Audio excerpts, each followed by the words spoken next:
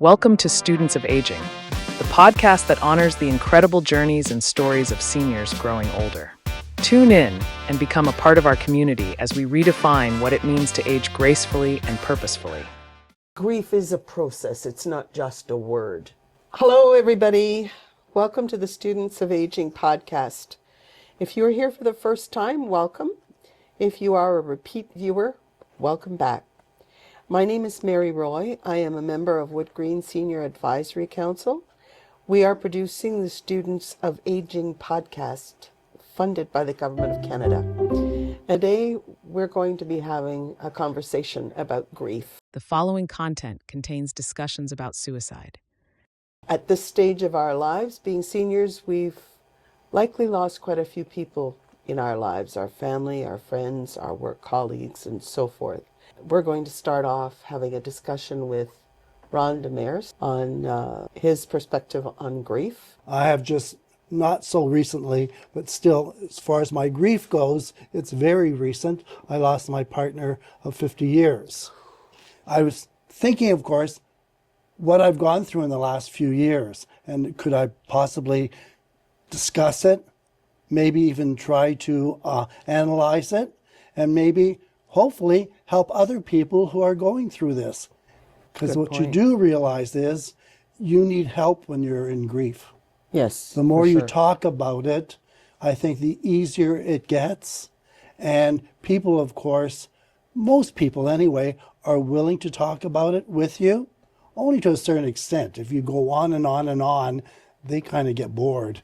And then they basically tell you to move on. And that's one of the worst phrases as far as I'm concerned, move on. Well, ultimately, that is what we have to do, but there is a process to get there, I find. Grief is a process. It's not just a word. I think it has a definition, which I think you have. It's a deep and poignant distress, usually caused by bereavement. So that's always the starting point. Usually grief is caused by loss of somebody, a relative, a friend, and you can even say, perhaps, look what's going on in California, the loss of your property, basically the family home, the memories, all causes some kind of layer of grief. The pets. Pets, absolutely. Are very important to a lot of seniors. They're great companions. We know that. Pets are family. And at this point, we've probably lost both of our parents. Yes. Our grandparents we may have known as children. We may have lost other people who were very dear to us, mentors, neighbors, friends. The living friends who try to help us through our grief sometimes don't really have a good handle on what it is they need to be doing for us, but they really want to. Well, I find that there's several layers to that. As a true friend, of course, they're very saddened that you're going through this. At first, they try to be helpful.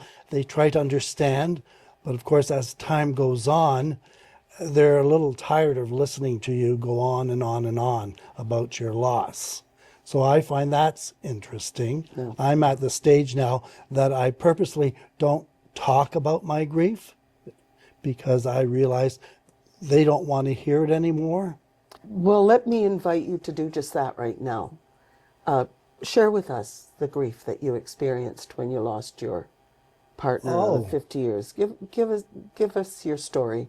First of all, you're never prepared for it. There's been no course in high school or university that teaches you how to deal with grief. It just hits you, smacks you in the face, and then you have to deal with it the best way you know how. And it's not that you always do it the right way. It's just, it's the only way because you don't know what to do. I mean, unfortunately, I lost my partner during COVID-19. So I couldn't reach out.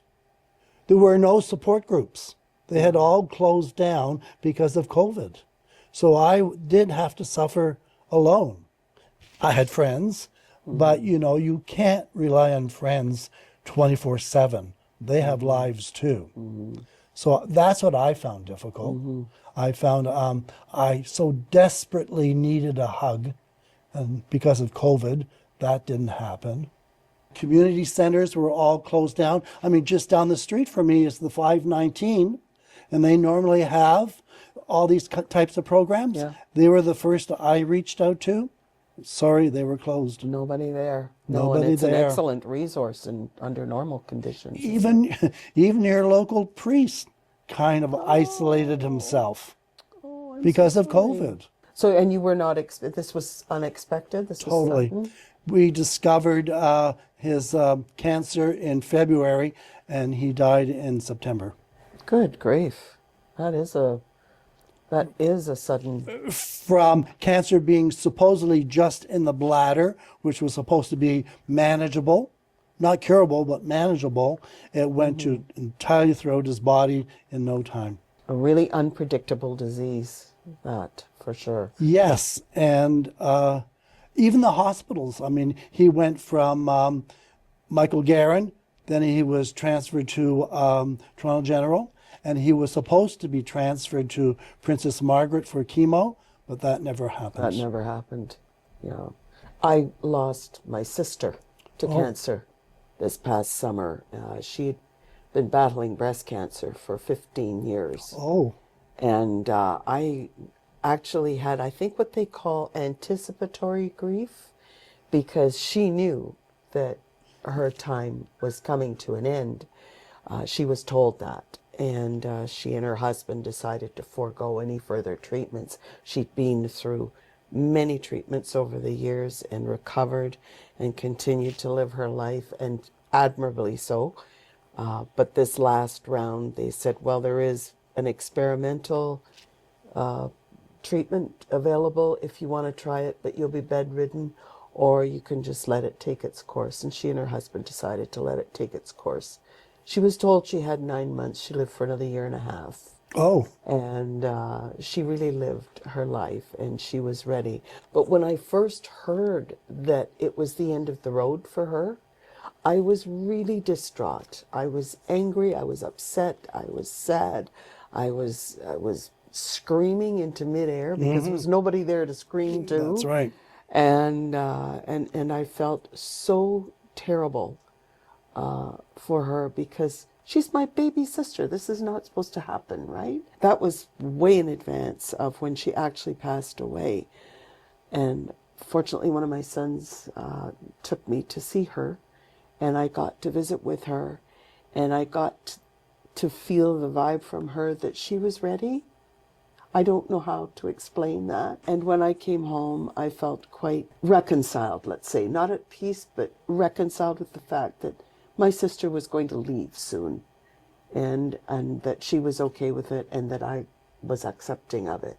I don't know what that means, but I was prepared as much as I could be for her passing. I was still very upset when I heard about it. Yes. Of course, but something in me got resolved just by seeing her. On the same line, when my spouse, he obviously was told more than he ever told me about his condition. I'm convinced he was trying to spare me, but at some point he must have realized it was a futile situation. So he decided that to call it quits, just to let him go, peacefully. Although the doctors tried to fight that, they finally submitted to his wishes too. But he had reconciled, and he was quite comfortable knowing that he was going to pass on. But he left that in my court, and I wasn't prepared psychologically and every other way to let him go. You were anticipating that he was going to pull through. Well, the doctors were telling me there was there was hope there, and don't give up. Did you have any counseling available to you during that time?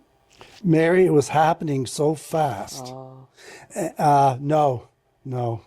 There was a social worker at Toronto General, but she was more looking at Charles's point of view, because when he finally decided that he did not want any further treatments or tests, Like I told you, they tried to talk him out of it, but he was adamant. And then they tried to get me to try to talk him out of it. And he looked at me, he says, it's my wish, and you've got to defend it. You've got to support me. And did you? Oh, yes. Yes. What he wanted, you support. You had to. Yeah. Absolutely. But you were still unprepared for the suddenness of all this. Well, you're so mixed up in the day-to-day life. I was spending most of the days at the hospital. Then when he decided that no more treatments, well, Toronto General isn't palliative, so they had to transfer him. Oh, right. So luckily, we got transferred to the Grace Hospital, which literally was a stone's throw from the apartment, which was a blessing. Yeah. And they do good work. Oh, I was very Excellent. impressed with Yes. them. That's what we need, in a time like that, is compassion and empathy, and to be available. It's busy caring for someone who's... So how did you move forward at all with your grief process? Personally, I don't think I've moved very much. Okay. I just internalize it more. I don't discuss it as much as I did. I find I have great moments where, I'm just as, shaken by the whole situation. I never lived alone. I went from my parents right to Charles. So I never had the experience of living alone. So at age 73, I'm now 75, at age 73, I had to learn to live alone. No, that's a challenge in itself, isn't it? I mean, the worst for me was having dinner alone. Cooking dinner for one person. Never did it. Even grocery shopping for one Oh, is a challenge. oh. Yes. I have a memory of after I lost my daughter 20 years ago. She was only 21. Oh, that's... And that was very sudden because it was from suicide. So, and I'm sure she would like me to make a point of it not being drug related. It wasn't. I understand that a lot of parents grapple with that, and I'm not being judgmental. I just hope you get the help that you need. Suicide Crisis Helpline. Call or text 988 for suicide prevention 24/7. You never got over losing a child. Well, it's very unnatural, and it's not something that you get over or that you get closure on. Again, as I mentioned about my sister, I reconciled with it. But my sister was 68 years old and from an illness. Yes. My daughter, I did not see that coming, nor did her friends. She was a very quiet, about her feelings, she was very quiet. She had quite a temper and a rage going on at times, but about what was really going on with her was very quiet and unexpressed, and nobody could hammer through that cement wall. So that was quite sudden. The following content contains discussions about suicide. It's not a child, but I have a similar experience. I lost my sister to suicide. Suicide Crisis Helpline. Call or text 988 for suicide prevention 24/7. Oh dear. And that's another guilt, because my last conversation with my sister, I almost remember every word because it was hurtful. She knew what she was about to do, so she lashed out. And although I was her only sibling, and we, as children growing up, we were the best of friends. So for her to all of a sudden lash out like that and accuse me of not being there for her, and isn't it funny? I didn't read between the lines. I didn't realize what she was up to. Why would you? How could you, actually? Because she was a pessimist. She always saw the glass half empty Oh, her whole life. So when I got a call from my sister and she moaned and groaned about something, that was my sister. And I never paid too much attention to it. That's and how did you manage that grief? Do you remember? Well, I didn't lose a sister. I lost a friend. You know, now, having lost Charles, I sometimes confront my sister and say, you should be here with me. You should be helping me. She was the older sister. She was the tomboy. If I got into a fight, she would step in and help me out. She was the boy my dad always wanted, right? I could so relate to that. So, you know, so we grew up very close in that respect. You know, it's a different grief. It is a different grief because there's all of this. I find people, I didn't do this, but I do find that some people go, what if, and if only. And, I feel, you mentioned guilt. Oh, big time guilt. I didn't feel one iota of guilt when my daughter took her life. What about your sister who was the younger sister? Did you feel guilt that you were the survivor? No. See, I feel guilty because Charles's history, his mother lived to be 103. So you figured on. All my parents died in their early 60s. Oh, wow. So, I mean, that was kind of the standard that Charles was going to outlive me. I mean, that was just a given. And when the reverse happened, I was not ready for it. But going back into the grief, did you find then, having lost your sister and your partner, did you get those two grief processes mixed up, or were they quite very different? Very different to you? Very, very different. Very separate? I still feel that the loss of a spouse is far more intense, especially under the circumstances. Yes. Far more intense. I mean, I Yes. lost both parents. I lost my sister, and now I'm an orphan technically. But no, losing my spouse was the most intense, and the one that I don't seem to reconcile. Now, did you find losing two people?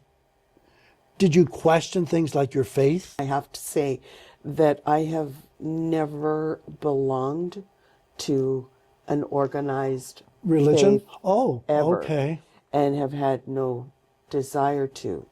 But that said, I have to say, if people get their guidance and their comfort from an organized religion, I don't have any comment on that. Go ahead.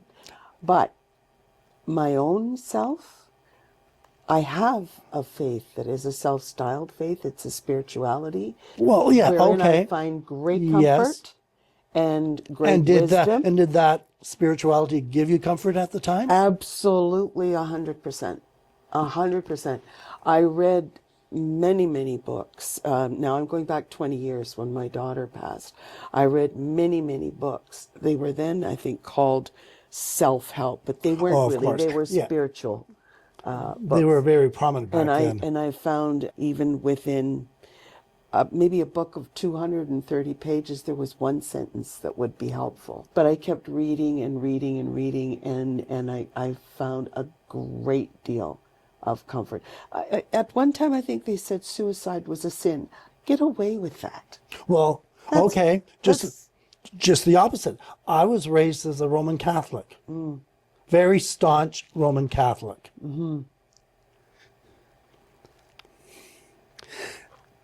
Finding out that you're gay in the Catholic Church Oh dear. doesn't work. Doesn't work. No.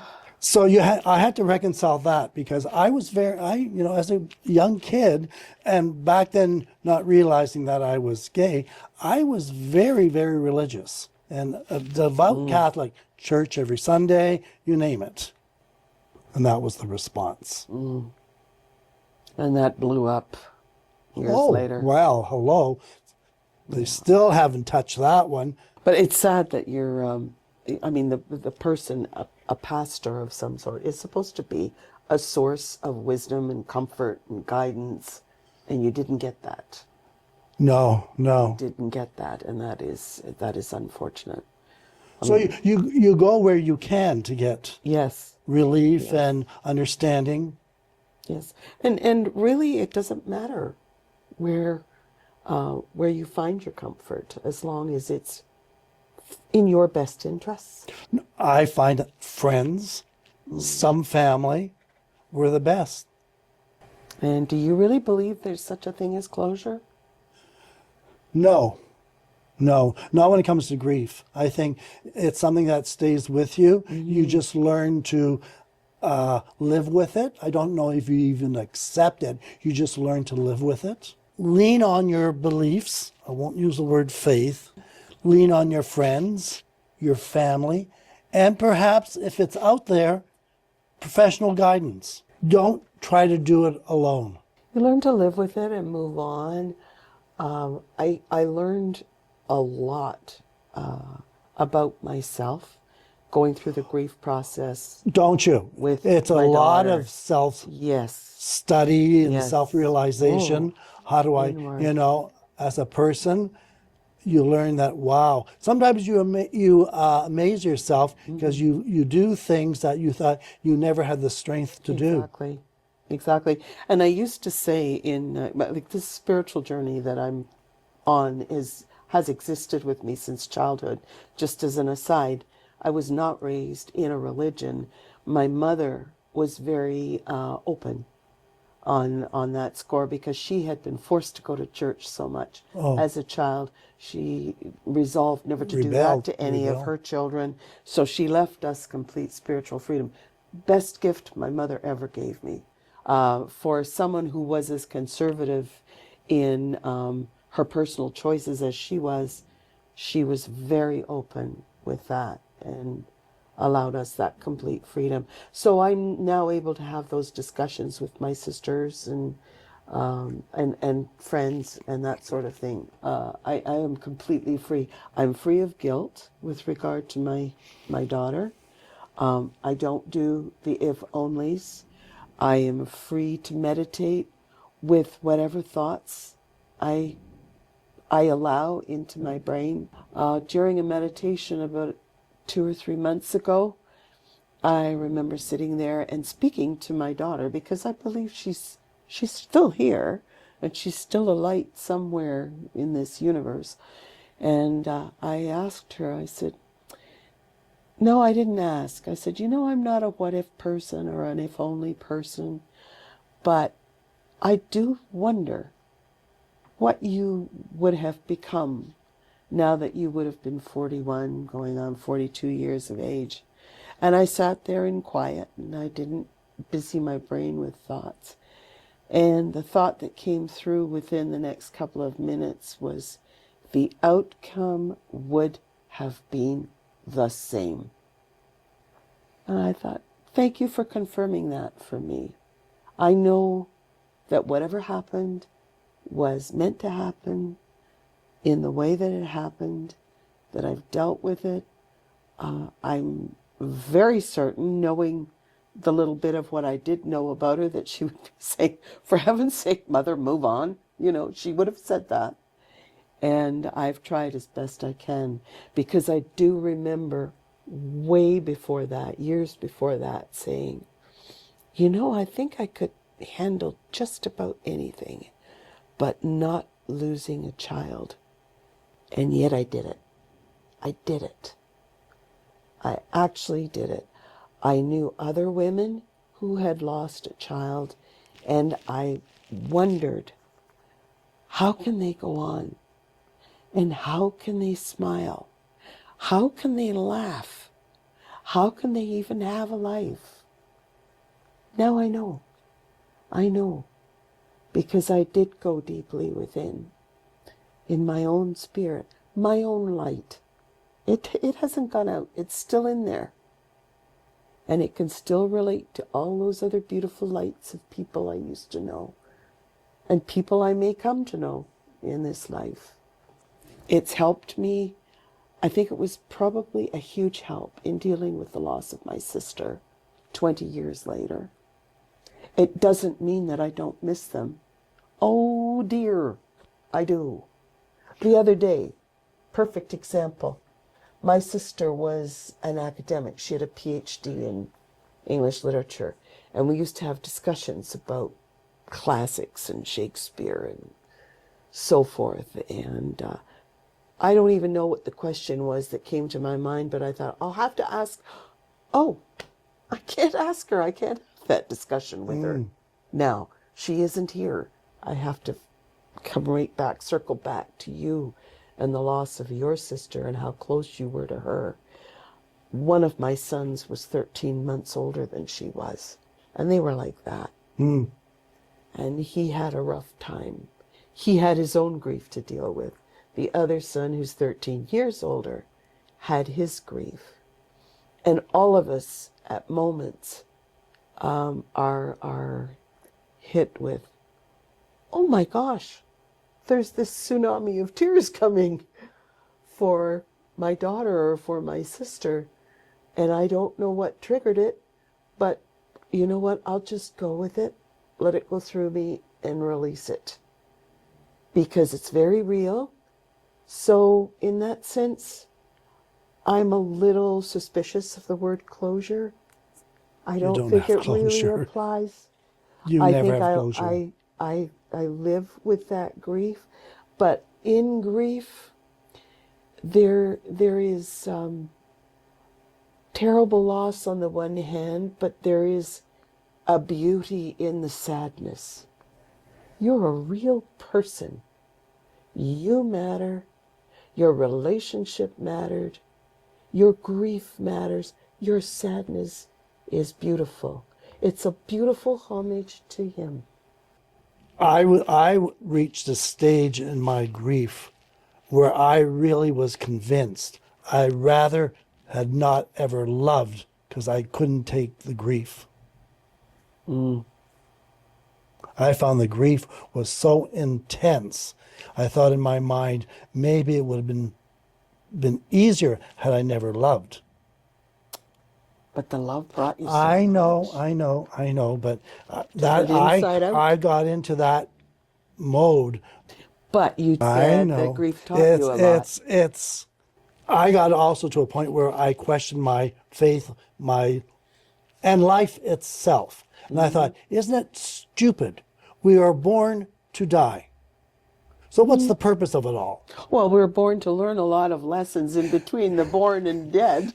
I mean, you live a life, you might have an impact on, your life might have impacted other people, but at the end of the day, it's like a candle. Eventually, the flame goes out. And now that's what I'm feeling.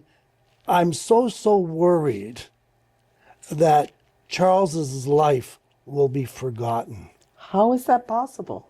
Well, I know I won't forget it, but I look at all the people that were in our lives that have moved on. Does that mean he will be forgotten? No. And that worries me. No, he can't be forgotten. Whoever he was close to, particularly you, I mean, will never forget I him. mean, as a couple, he was the nicer one, believe me. He was the more social one. Well, it isn't possible to forget him. It is not possible. Well, not when you've lived 50 years with No. a person. It isn't possible. And does it really matter to you what others think? Yeah, actually it does. Why would I that? worry that he'll be forgotten. I'm trying to give, purpose, value to his life? But you already know all of that. You already know. Charles is hanging on to me through angel numbers. Okay. That maybe he's just... He is bombarding me daily. Maybe he's not hanging on. Maybe he's guiding you. Maybe he's assuring you. Maybe he's not hanging. Maybe he's saying, I'm okay. That relationship was worthwhile. Absolutely. Absolutely. That you wouldn't change a thing. Yes. We came here for this beautiful human experience, and it involves a lot of ups and downs. I have learned a lot about myself from the grief process, particularly as it relates to my daughter. Have you grown as a person because of your Absolutely. grief? Oh, certainly. Most definitely. Yeah, I think so. Most definitely.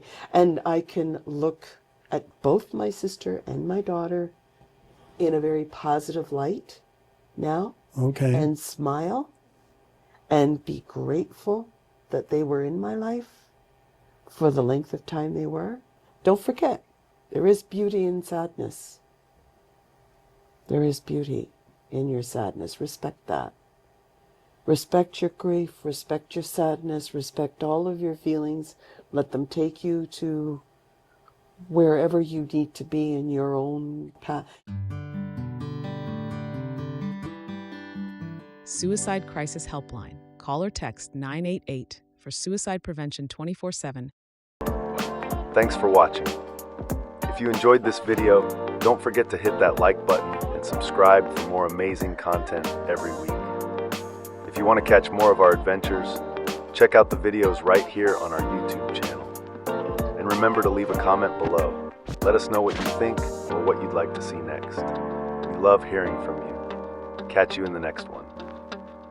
On the next episode, Here's Jania. And my father sailed to Canada at the age of 21 in 1928. He took the train from Ukraine through Germany and Belgium and then sailed to Canada.